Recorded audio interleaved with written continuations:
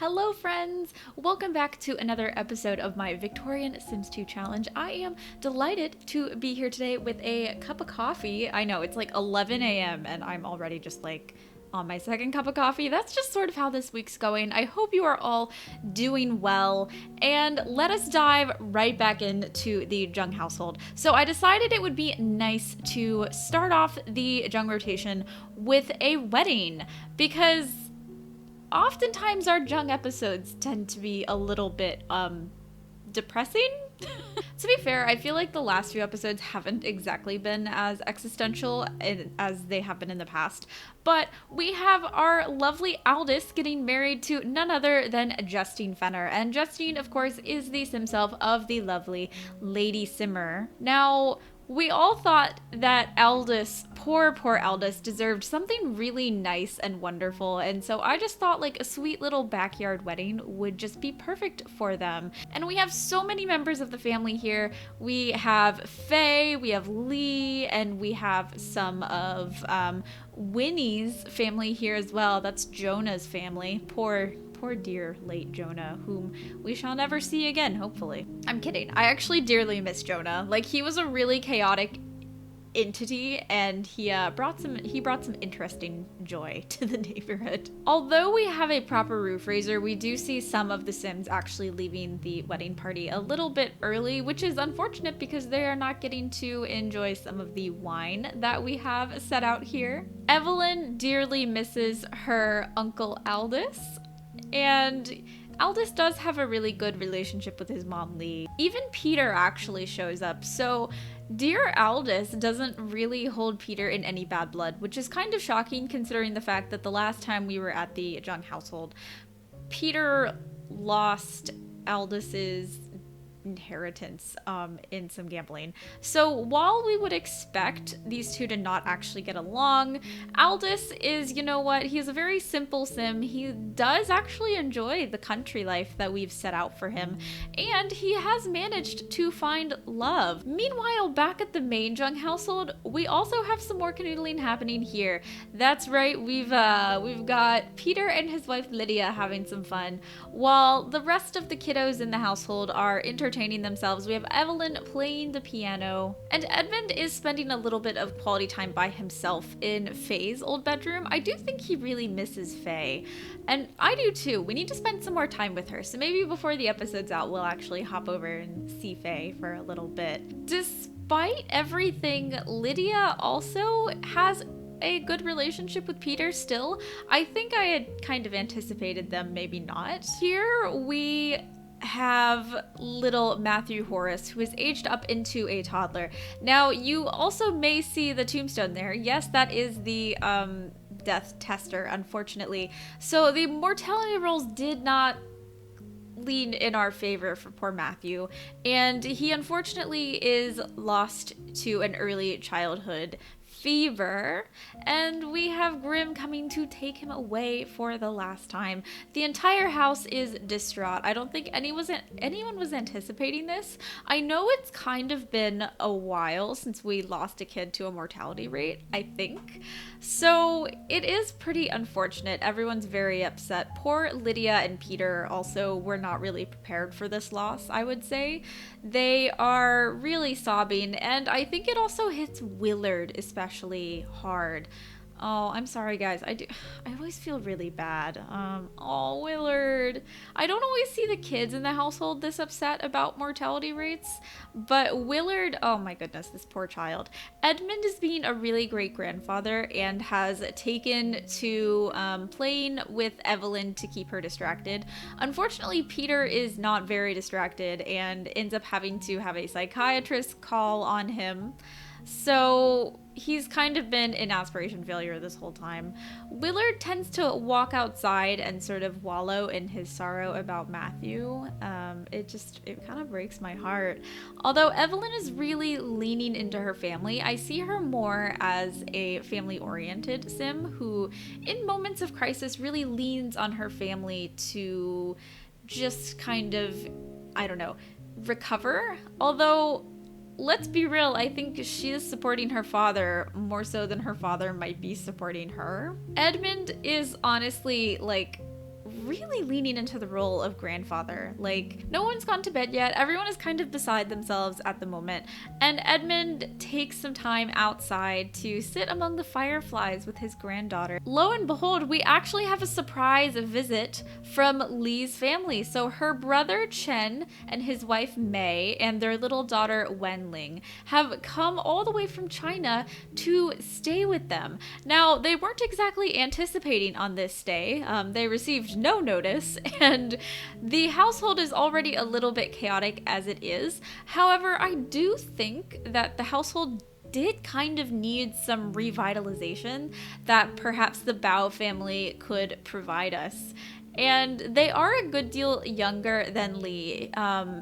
Chen was only a baby when Lee left the household in China, and so he has a much younger family than Lee does, whereas Lee is already a grandparent. These two are still having babies of their own. Wenling, who you might have saw a moment ago, is still only a child, so it is kind of nice that we have an extra kid in the house to kind of distract Willard and Evelyn. However, these two just immediately start driving me crazy because I don't know. I mean, it's my own fault. It's ACR. We have ACR as an issue in this household. And they immediately get to some canoodling.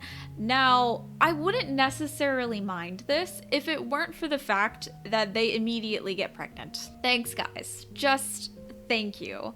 Here's little Wen. I really like her. I think she's absolutely adorable. Now, I do want to put a little disclaimer out that some of this clothing that I am using for our Chinese distant relatives may not be historically or ethnically accurate, and that is because I have very limited options available to me.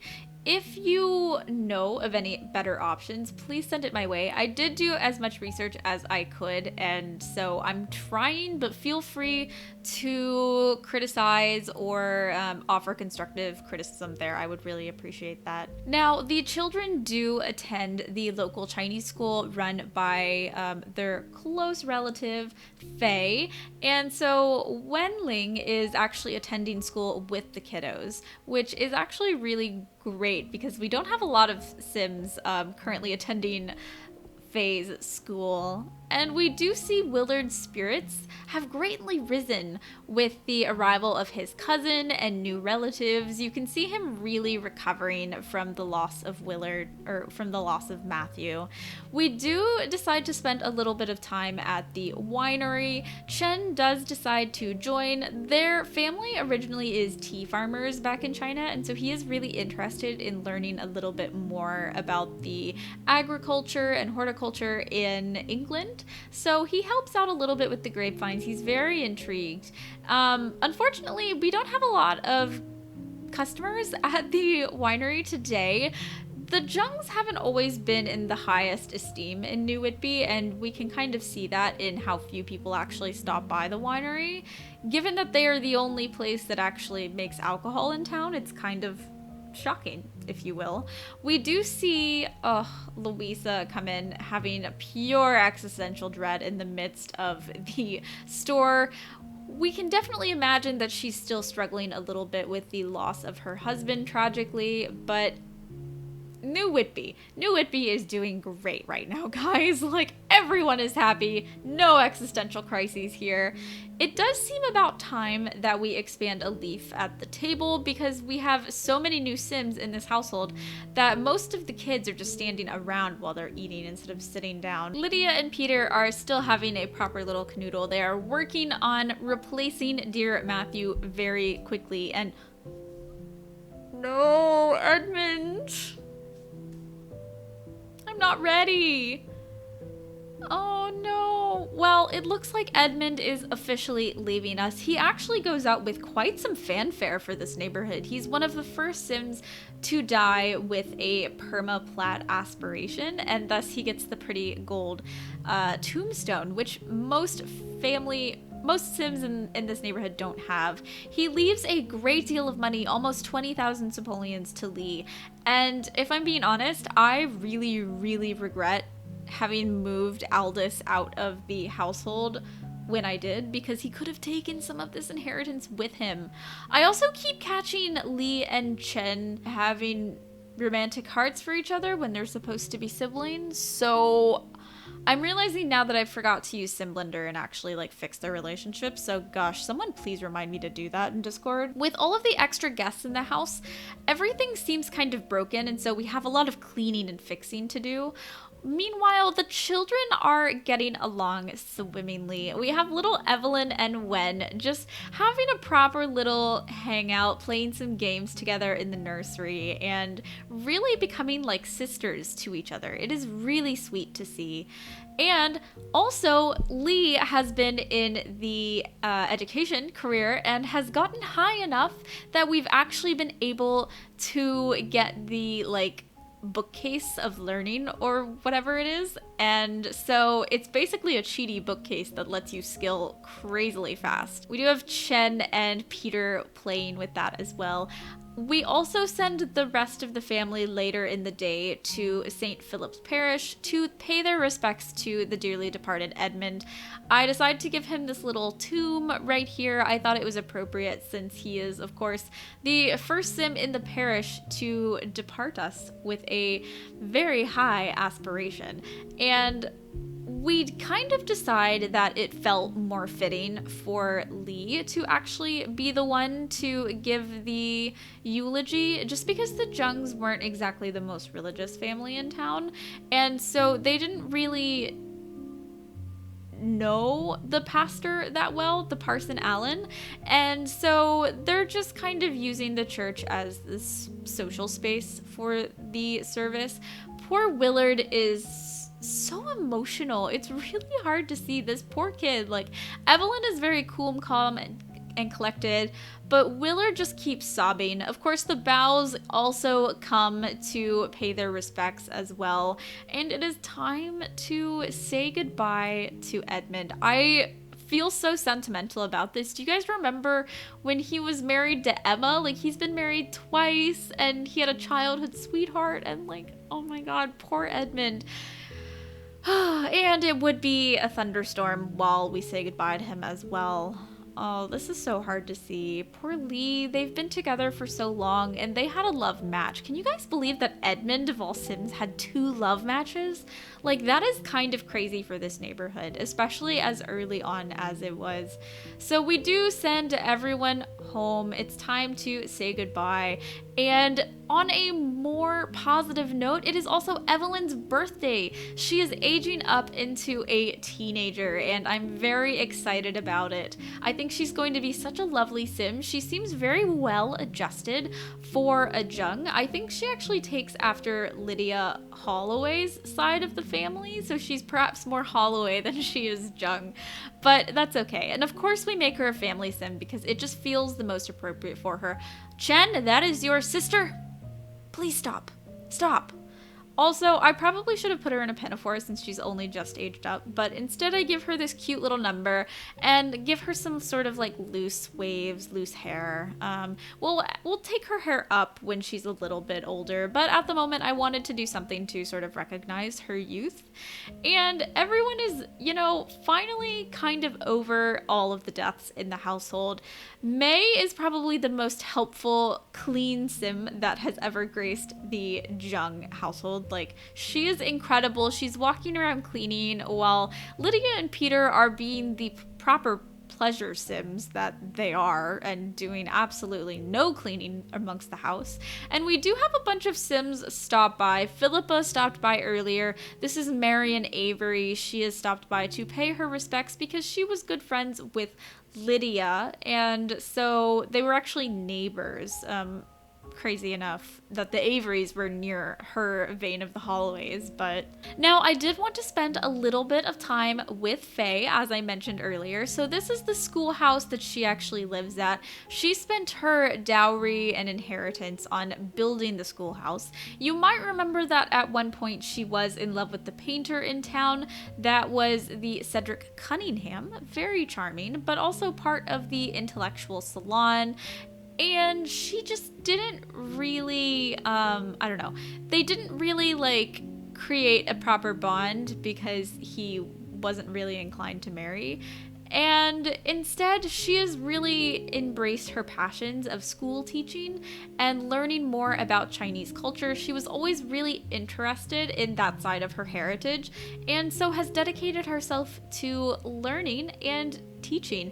We do have all of the Jung kiddos in the neighborhood at the moment. I wasn't sure whether or not I should have added Della's kids, but I figured Della wouldn't mind as long as her kids stayed in the Catholic faith, that it would be okay for them to learn like the Chinese language and more about their culture, even though Bertie's side of the family is a little bit more removed from their Chinese heritage, but that's okay. So we do have Percival and Iona Faith here from Bertie and Della, and you know what?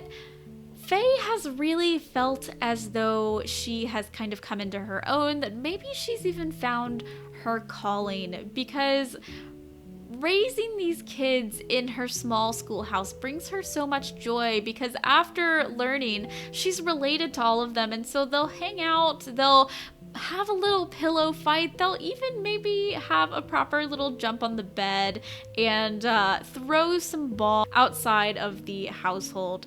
And she's a bit of a knowledge sim, but she's, I would say, first knowledge and secondary she would be family, and she just really loves having everyone over. Back at the main household, things have really calmed down, and everyone is a bit more joyous than they were the day before, because grief does have a way of passing eventually with time, and so it is nice to see them all recover. And we have some exciting things happening. That is right, it is May who is heavily pregnant. It is May's birth finally, and oh my god, no. Twins? Please just be twins. Oh my god, triplets?